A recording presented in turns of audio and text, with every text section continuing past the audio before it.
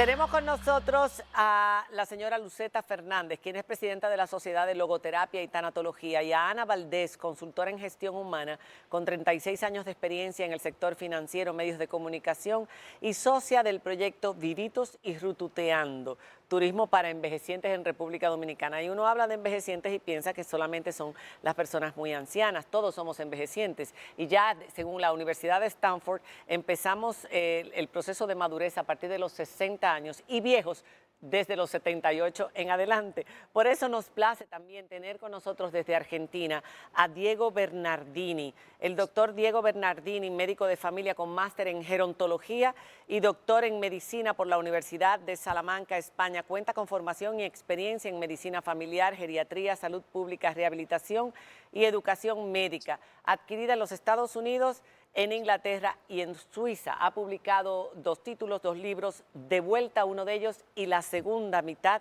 el otro. Actualmente es profesor titular de medicina en la Universidad Nacional de Mar de Plata y profesor titular de kinesiología en el Instituto Universitario de Ciencias de la Salud, Fundación Barceló. Gracias por estar con nosotros, profesor, doctor Diego Bernardini. ¿Por qué está el doctor con nosotros? Bienvenido. Yo quisiera primero, profesor, que ellas nos explicaran de esta charla y que usted nos abundara un poquito, porque a mí me pareció fascinante el término de nueva longevidad. La sociedad ha cambiado mucho, como decíamos al principio. Cuéntenos de qué se trata, charla y taller. Correcto. Sí. Bueno, pues aquí tenemos la charla y el taller que va a ser el 18 y el 20 en la nueva longevidad y la maratón de la vida. 2 títulos maravillosos. Diego ya les va a abundar esa mirada que necesitamos tener después de cierta edad, después de los 50, vamos a decir así, ¿verdad que sí? Donde a veces, María Cela y Nairobi, pensamos como que la vida se nos ha acabado, que nos retiramos y que ya, que vamos sentando frente a una televisión porque ya los muchachos se fueron de la casa, porque ya no hay más trabajo, y es como nos sentamos a esperar que la muerte llegue. Pues no. La nueva longevidad nos dice otra cosa. Nos dice que hay que vivir, que hay que cambiar la mirada y que hay que vivir con un sentido y con un propósito. Y que esta etapa de la vida, como dice muy bien Diego, no es solamente para recrearnos, porque muchas veces también, vámonos a jugar golf, vamos a jugar tenis. No, es también para recrearnos, para Y crear algo, reinventarnos. claro, para crear algo nuevo a partir de ahí, ¿no? Los talleres son, la charla será el día 18 de septiembre. Sí, el 18 de septiembre es una conferencia abierta, ya más para el público en general. El taller también es abierto, pero ambos tenemos los cupos bastante limitados, porque el taller, que es de 3 horas, a donde Diego va a compartir todas esas herramientas que aporta lo que es la nueva longevidad de manera integral. ¿A quién está dirigido? Está dirigido a toda aquella persona mayor de 50 años o todo aquel que no sea mayor, pero que esté acompañando a algún adulto mayor al proceso. Pero también a toda aquella persona que quiera prepararse para esa etapa de la vida, aunque no haya llegado. Bueno, él sabe de esto mucho porque desde muy joven se dedicó precisamente a las personas envejecientes y se especializó en este tema. Pero hoy en día ya no podemos hablar, como decía yo, de envejecientes. Esto ha cambiado mucho, doctor? Antes la gente se jubilaba a una edad en que hoy, según la Universidad de Stanford y ese estudio que hicieron con más de 3.000 personas, que usted debe tener conocimiento, empieza la edad madura, que es los 60 años. Entonces a esa edad la vida vuelve a comenzar hasta cierto punto. Buenas noches, cuéntenos de qué se trata este término y cuáles son los retos que enfrentamos en una sociedad que no sé si todavía está preparada para esta longevidad, que cada vez serán más las personas mayores que las jóvenes. María Cela, un gusto estar con ustedes. Diana, Nairobi, un gusto enorme. Y por supuesto a Ana, a Luceta, gracias por permitirme compartir un poco este espacio y por supuesto vernos dentro de poco allí en Dominicana. A ver, vos lo dijiste muy claro. Ese estudio justamente de Stanford viene de poder preguntarles a las personas y escuchar la respuesta. Y acá hay 2 aspectos que me parece importante mencionar. Primero, preguntarles a las personas después de determinada edad y no invisibilizarlas, que es muchas veces lo que todavía hace la sociedad. La respuesta sale solo? Y la respuesta que ha salido es justamente la que vos mencionabas. La edad hoy no define nuestras ganas, nuestras ideas, nuestros proyectos y nuestros sueños.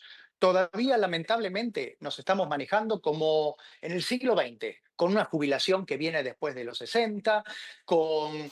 Vos fíjate, la profesora justamente recién, hace un ratito, decía, no me da pena decir que tengo 55 años, como si cumplir años fuese una vergüenza. Y la realidad es que cuando hablamos con las personas, a los 50, a los 55, inclusive a los 40 y largos, ya empezamos a tener las cosas muy claras. Y tener las cosas claras significa saber qué nos gusta, saber qué nos hace perder el tiempo y por sobre todas las cosas, saber qué queremos para esa segunda mitad de la vida, que va a ser la etapa más larga que probablemente nos toque vivir a Ujú. cada uno de nosotros.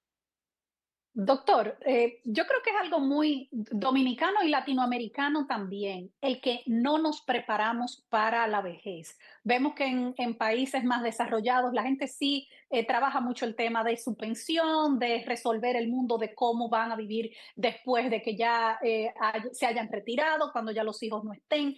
Pero los latinoamericanos solemos vivir más en núcleo, los abuelos tienen una presencia muy importante en la crianza de los nietos, suelen vivir con alguno de sus hijos. Pocas personas realmente envejecientes terminan viviendo completamente solas en los países latinoamericanos. ¿Eso cómo cambia? ¿Cuál es la diferencia en ese sentido entre los mayores, los adultos mayores latinoamericanos y los de los países más desarrollados? Muy interesante el tema que traes, Diana, porque yo acá marcaría algunas cuestiones. La primera es cierta, en América Latina tenemos otras urgencias y muchas veces esas otras urgencias nos permiten pensar en el largo plazo, ¿no? Nos permiten programar, nos permiten de alguna manera prever. Lo segundo que rescataría es, efectivamente, vos fíjate algo, nos preparan para distintos momentos de la vida. En algún momento nuestras madres nos dicen, bueno, tenés 6 años, hay que empezar la escuela. Cuando terminamos la escuela secundaria, nos dice, bueno, a ver, tenés que estudiar o tenés que trabajar. Inclusive hasta la misma sociedad en algún punto te dice de alguna manera, indirecta o indirectamente, que tenés que hacer una familia. O sea, distintos ritos de paso, distintas transiciones que hay en la vida para la cual de alguna manera está todo naturalizado, pero no es tan naturalizado que en algún momento nos vamos a convertir en personas mayores. Y hoy, Sí. fíjate algo que es un gran cambio. Todavía la sociedad, si hablamos desde el punto de vista laboral, te dice hay que ser joven y fuerte para trabajar. Y eso era en la revolución industrial. Hoy el trabajo es cognitivo, Claro. hoy la experiencia vale. Y además de todo eso, también yo metería otro aspecto que es muy importante, particularmente para las mujeres. Vos mencionabas la familia y los cuidados. En nuestra Ujú. cultura, el cuidado todavía es una tarea muy familiar. Está mal vista que una persona mayor sea institucionalizada. Esa es la Ujú. realidad. Sin embargo, la sociedad está cambiando de una manera muy rápida. República Dominicana está apenas ahí con las tasas de recambio, la tasa de fertilización de alguna manera, y está además en un proceso de transición demográfica bastante acelerado, que es lo que nos pasa a los países en América Latina. Estamos poblacionalmente envejeciendo muy rápido, institucionalmente no preparados, pero lo que es más importante, no preparados nosotros mismos. ¿Para qué? Para entender que después de los 50, después de los 40 y pico, que es cuando yo te diría dejamos de percibirnos que somos personas jóvenes, que es como muchas veces suelo decir en las conferencias, es cuando en la calle nos pararon y nos dijeron, señor, señora, ¿tiene hora? Y uno dice, uy, me dijeron señor o señora, algo Uy, cambió. uy. Bueno, efectivamente, algo cambió y mejor que cambie porque si no, sabemos cuál es la otra opción. Entonces, vos lo dijiste, este taller, esta conferencia, hay muchas personas que se están preparando, inclusive vos me dirías, bueno, a ver, por ejemplo, Don Francisco, Ismael Cala, Jorge Ramos, ¿qué tienen? ¿Qué les falta a ellos? Bueno, son tres personas con las cuales pudimos trabajar y los tres en su momento expresaron la preocupación por esa falta de preparación que hay.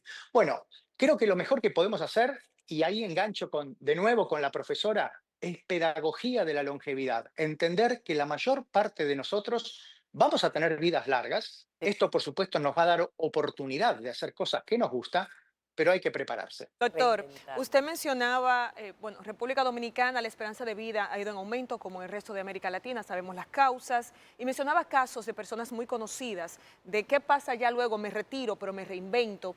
¿Cuáles serían los aspectos más importantes que podríamos señalar esta noche? Sabemos que en el taller será de manera más amplia, que debemos tomar en cuenta para reorganizar nuestra manera de pensar y el momento de envejecer. ¿Qué debemos tomar en cuenta desde ahora para nosotros poder hacerlo de una manera distinta, reprogramar la forma en que lo hacemos actualmente?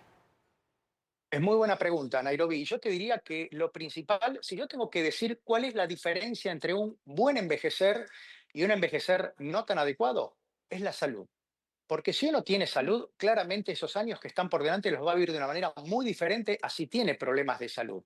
Personas de 100 años son personas sanas, ¿de acuerdo? Entonces, lo primero que yo diría es entender que la salud es un capital muy valioso, porque es lo que nos va a permitir hoy a mí estar hablando con ustedes, ustedes en el estudio, Diana en Toronto, Ana y Luceta con ustedes, para estar allí en ese encuentro que hoy es en un estudio de televisión, pero que el día de mañana puede ser en un café, en una biblioteca o en un teatro. Hay que tener salud. Lo segundo que yo diría es pensar cómo me gustaría que sean esos años. Y en este sentido, para poder programar, para poder encontrar ese camino, ese sentido de vida, hay que entender que acá no hay fórmulas mágicas. Hoy, justamente en las redes sociales que están de alguna manera dominando, cuestionando nuestra existencia, uno a veces escucha personas que no son profesionales, personas que piensan que con tips se arregla la vida, o inclusive personas muy jóvenes que te están diciendo cómo envejecer. ¿Cómo envejecer? A ver, hoy la ciencia es muy clara. Hoy hay que moverse más, hay que mantener un peso adecuado, una alimentación adecuada, hay que rodearse de amigos, de vínculos emocionales, de afectos, hay que tener un sentido de vida, hay que respetar las horas de sueño. Y si uno tiene espiritualidad, que no solo significa ir a la iglesia, ir al templo los fines de semana, sino pensar en la trascendencia, en qué legado voy a dejar en este mundo para que sea un día mejor, esas variables, hoy tenemos suficiente investigación científica, clínica, médica, que dicen que acá no se trata solo de vivir más, que también vamos a vivir más porque esto lo reflejan esas investigaciones, sino lo que es más importante, cómo vivir mejor, cómo Vivir llenar de vida esos años. el bienestar de esos años y la capacidad de reinventarnos y de ser inclusive más productivos todavía, si se puede. Y eso es lo que vamos a hablar con usted aquí el 17 de septiembre en Piso, porque vamos a hablar de todo lo que puede vivir una persona luego de pasar los 50 y los 60 años, que antes era el final. Nosotros los baby boomers somos la primera generación que ves a los abuelos y las abuelas trabajando con poco tiempo también para atender a los nietos, pero viviendo vidas plenas. Y eso puede ser para todo el mundo, no importa. Y hay que hablarle a las familias también, que se meten mucho con las personas mayores. Todo esto con el profesor, pero también la charla aquí el 18 de septiembre y el taller El 20 de septiembre. el 20 de septiembre. Gracias por haber estado con nosotros, enhorabuena. Y gracias, profesor. Nos veremos aquí. Doctor, profesor, todo. Con mucho gusto. Un abrazo muy fuerte Nos a todos veremos aquí en el aquí. estudio y a Diana en Toronto. Hacemos una pausa, regresamos en un instante. Ya volvemos.